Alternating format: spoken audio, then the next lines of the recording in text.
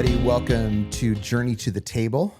This is a podcast about faith, family, hospitality, and the ways that God is shaping people through shared life together. For our family, one of the most significant places that formation has happened is around the table. And over the last years, we've watched conversations and relationships and life directions be changed because of simple moments of gathering together. And the table for us represents something so much bigger than just meals. It represents invitation and belonging, discipleship, and the kind of life that Jesus consistently modeled to his followers. So in this first episode, what we want to do is we want to share why the table has become such a defining part of our story. My name is Jenn Abramson, and I'm one of the hosts here for the podcast. I'm here with my beautiful wife, Jenn. How you doing today? Good. How are you? I'm doing amazing. So this has actually been a long time coming.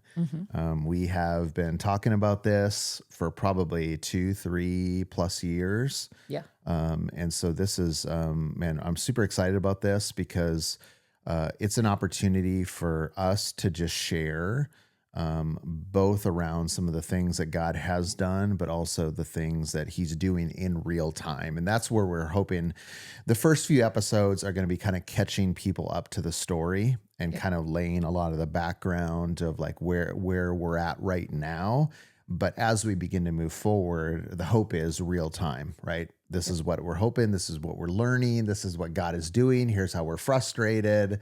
All of those things. So why I'm curious for the podcast for you, why was it something that was, on your heart to begin to do with together with our family? Well, we've talked about this a lot, but I think that there's something really profound and important about recording and sort of like memorializing and acknowledging what's been done so that we can celebrate, so we can learn from ourselves. And then we've kind of felt burdened even to share with other people, because whether it was just our kids, which really was important to us, but also generations on, like potentially grandkids and beyond, like just to set down some record. But then we, over the last, year and a half, 2 years, have had people that we care about deeply mention that our story and things that we've experienced have meant a lot to them, and it's encouraged them. And so we just thought, you know what, there's a few people that want to hear the whole story. And so let's put it down and let's do that for ourselves and do that for our kids. Yeah, I think there, like you said, that there's both a recording of the past or things that even if it just goes to our kids and grandkids and it encourages their faith and how to move forward in faith and take steps of faith, like that's worth it. Yeah. But I also believe through conversations that we've had with people is people have been encouraged by some of the things that God has been doing in our family and our lives and our ministry and faith that we've taken. And maybe this is a way just to continue to encourage people. I think even a side note, I would say just even getting older, like there's an acknowledgement of like memory. You just don't remember things as well. And so if we could sit and record some of that. And one thing that was really important to us, and we'll mention more about this, but like the people that have impacted us, we really wanted to memorialize the people that have left markers on our heart and helped us to come to even to today, let alone tomorrow. Yeah, it's interesting because even when you think about scripture, like God even acknowledges that his people forget. Yeah. Like all the time. And that even in my faith journey, and a lot of us could say this, is that we've seen the hand of God. We've seen the faithfulness of God. We've seen God come through. We've seen God answer prayers. And then a week later, a month later, a year later, it's like, God, where are you? Are you going to come through? Wouldn't you say also there's an aspect of like, and maybe this is a cultural thing, but I think it's been through generations where we're not sharing those things. And there's something important about sharing it and speaking out those things that like the good and the bad, because that's how we learn. That's how we remember. Because when we just keep it inside our heart, which I mean, there's a part of that too, but when we just keep these things to ourselves, we miss out on something bigger. And it helps us to remember. It helps us to share. Yeah, I mean, impact other people too. Yeah. Well, and I even think about like God was intentional in not like a condemning way, but he knew his people would forget. Yeah. You know, he knew that. Well, that's the frustration. Like reading the Old Testament, we just finished. I mean, we're in Isaiah now still, the frustration, but like it gets annoying. You're like, dude, guys, you just went through this. Yeah. Like God just did this amazing thing and you're already forgetting. Yeah. Well, and that's why even, you know, you think about some of the stories when they, you know, cross the sea and God says, put up a pile of rocks here, you know, because someday your children and your grandchildren and other generations are going to say, hey, why is that pile of rocks there? And you're going to be reminded of the story and the faithfulness of God.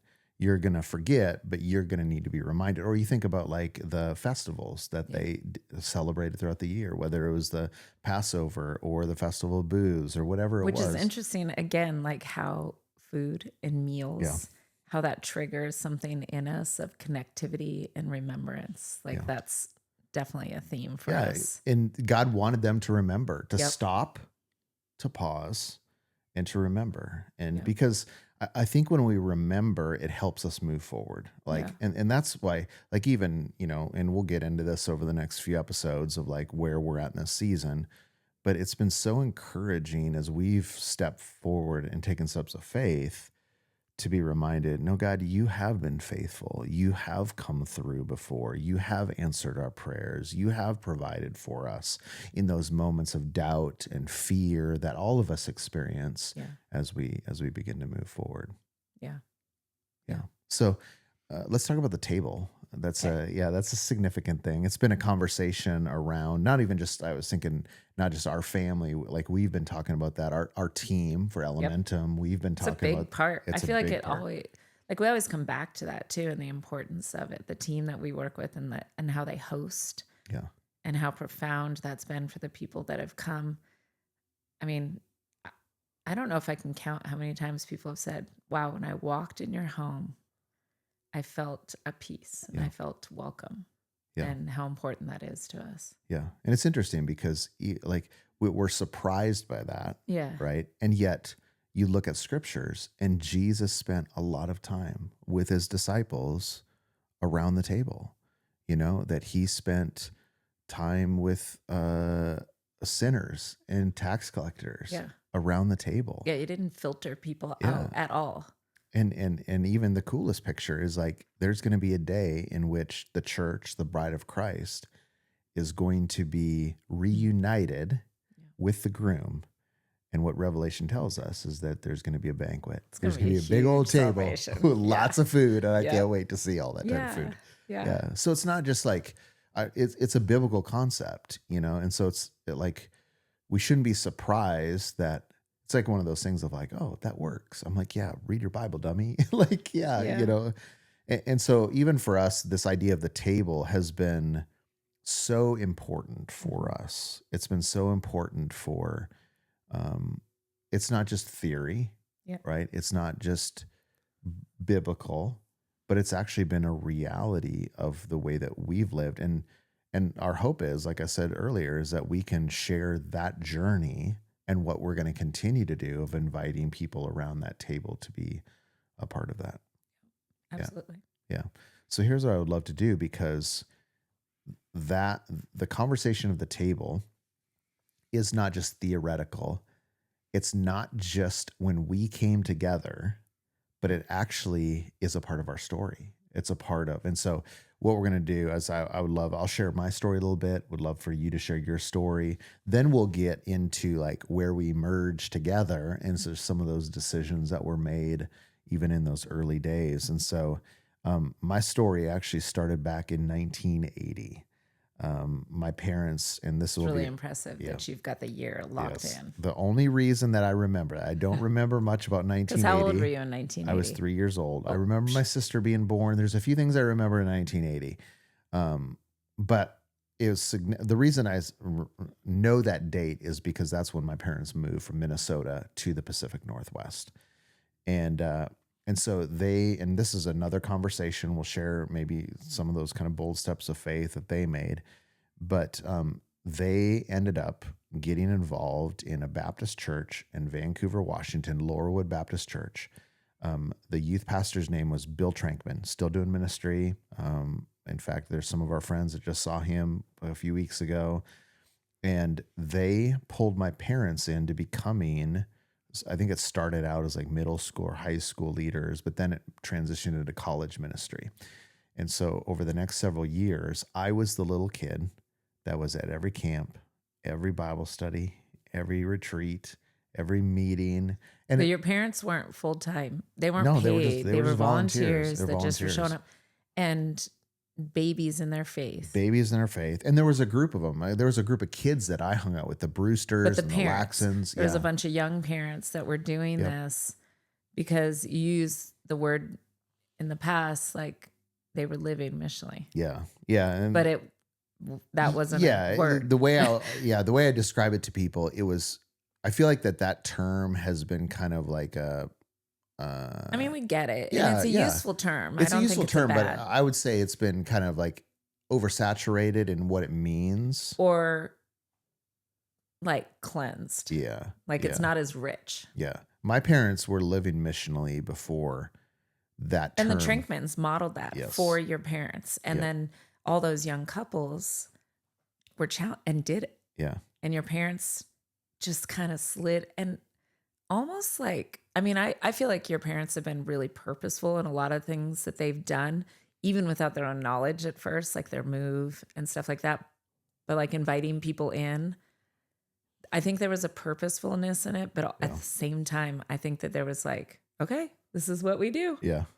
Yeah. Because they were being shown. Yeah. It was modeled for them. What the Bible said. Yeah. It was being modeled for them. This is what discipleship looks like. And so as a kid, I was like, yes. So what would that mean to you as a kid? Hundreds of people in our home. I mean, we had, I remember my parents leading Bible studies and, like we did events at our house and we would have Sunday afternoons was like almost every Sunday afternoon we would invite, either we would go to somebody's home or somebody would come to our home for a meal around the table. And then that got even extended beyond just temporary times where my parents invited college students to come live with them. For varying different reasons. Like who were some? I remember like there was one gentleman who's kind of struggling in depression and struggling. And then there's other guys like who are still friends and mentors of mine, Greg Carlson, Dan Hash.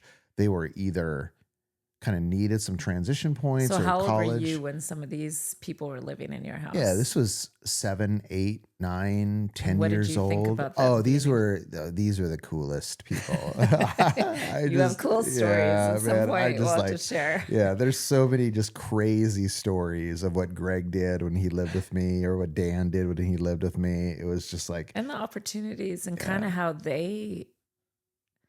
formed you. Yeah. Well, and that's the interesting, I don't think my parents even knew that, is like how much that those college students had an impact on my faith. Yeah. And when I think about, like even now, when I think about people who are walking faithfully, those are people that I think about. Those are people that impacted my life in such a profound way. And so for us, like, I mean, people...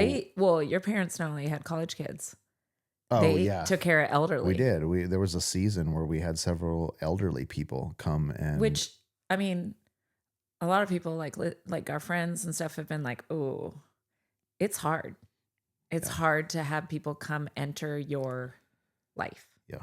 Fully integrated.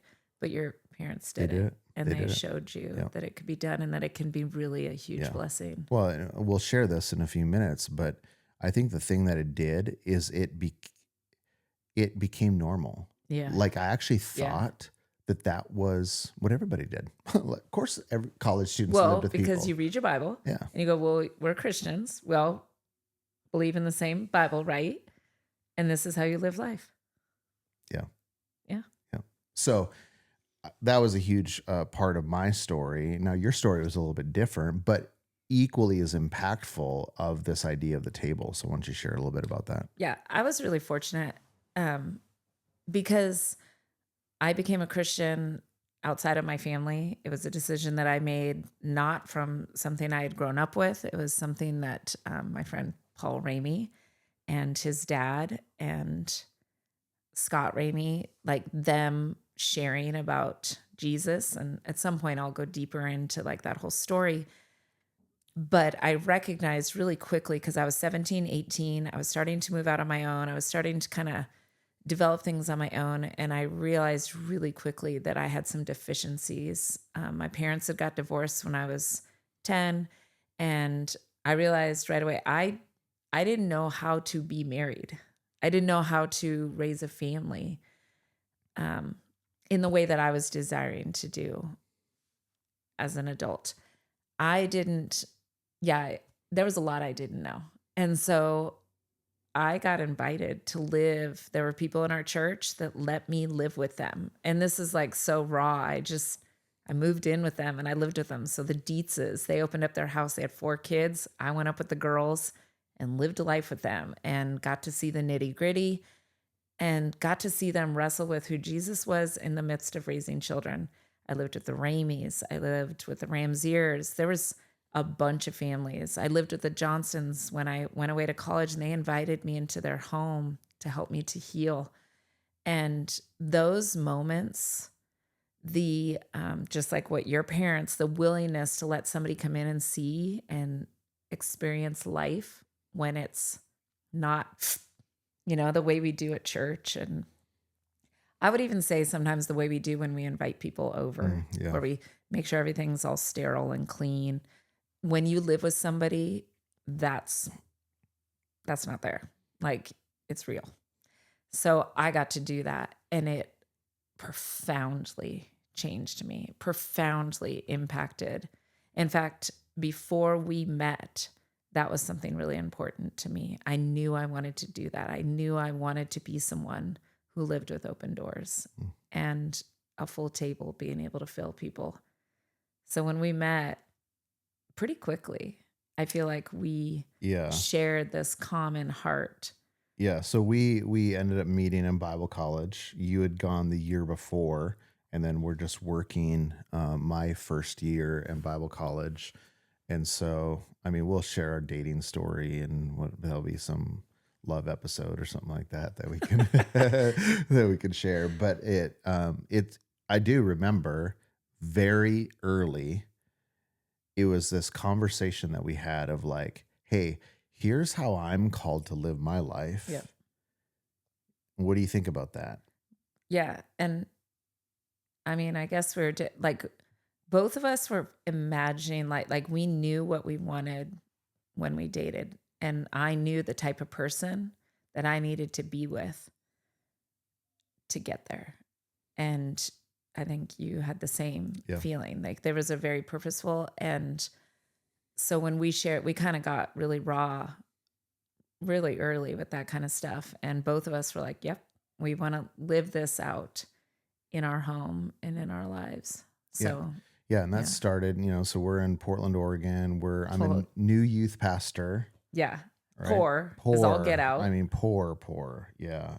And I remember, like, we were just like living life with people, and it was like youth group kids. Sam Couture moved in with us a year into our marriage. Not even a year. I think it was like 9 months. 9 months, and like Sam's moving in with us. Yeah, and he lived with us for what, 2 years? Yeah, I think 2 years. And it was just like, this is what we're gonna do, And how many people have lived with us? I think we're at 14 or 15. I think it's 14 or 15, including 2 foster children. Yeah, foster children that we did for a while. And got harder as we had more kids. We just didn't have room. Yeah, I mean, there were some we've done triple bunk beds and whatever. But yeah, I mean, like you think about those early years of ministry and just what an important space the table was, and whether it's youth group kids, college students, friends of ours, like we started inviting people into our home, both like in a short-term basis, but also right away in a long-term basis. And that was hugely, hugely important to us. And even as you think about like, I was thinking about like even as kids came into the picture, right? Like you would a lot of people maybe like, it's easy to do when you're single or easy to do when it whatever.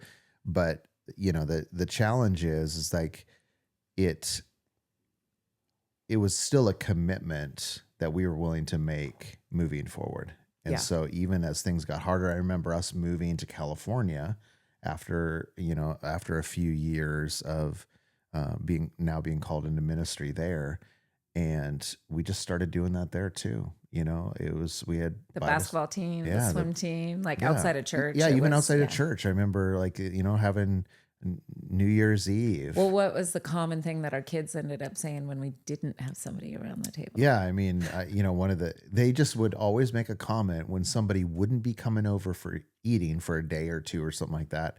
Be like, what's going on? Yeah. They actually thought it was like weird. Yeah, they thought it was really strange. And so like it was just like a normal rhythm to who we were and what God was calling us to do. I think we need to put this out there. It wasn't easy. Yeah. And there was often some very, very hard things because we opened ourselves up. Tell them the Trevor Smithy story. Of what? Remember buying the TV? Oh, well, that was just us. That I was know, less but Trevor. But poor Trevor Smith, yeah. I felt bad for Trevor. You should tell people this story because this is like this is the perfect example of like how hard it is. Well, to be I open.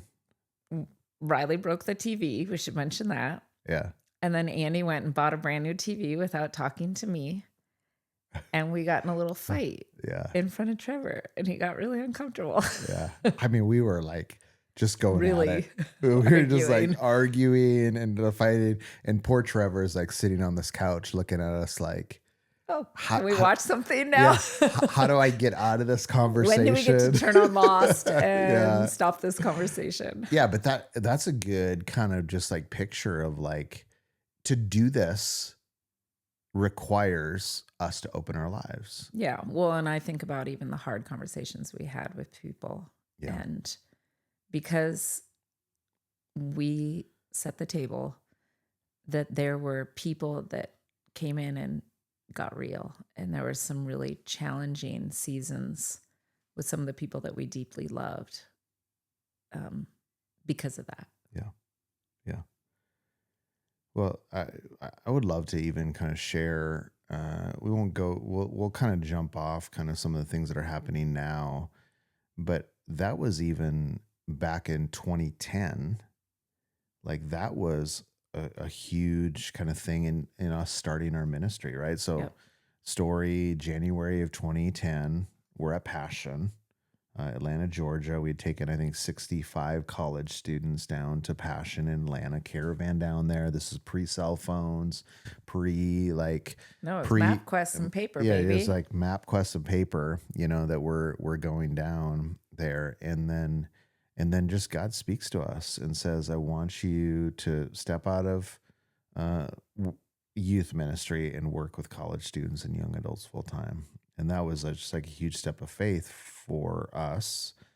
But part of that step was because we believe also that we were called to do that, to model that, and to help even cultivate that in people that we work alongside. Well, and that's something we've talked about, that we wanted our table, our home, and I'll just say like the table, because that's where you have the good conversations, like whether it's late at night over a cup of hot cocoa or it's around a meal. We wanted a place where people could come and chew on what was important to them, whether it was something they were struggling with or something that they were encouraged and challenged by, and to help them find out who they were and like help them kind of like hone in on where God was guiding them. And I think that got really clear even in our ministry, like that was something really important to us. And I think that's what I've seen in you, Andy, is your gifting and your ability to see people and draw them out and help them to see themselves in ways that they don't even see themselves.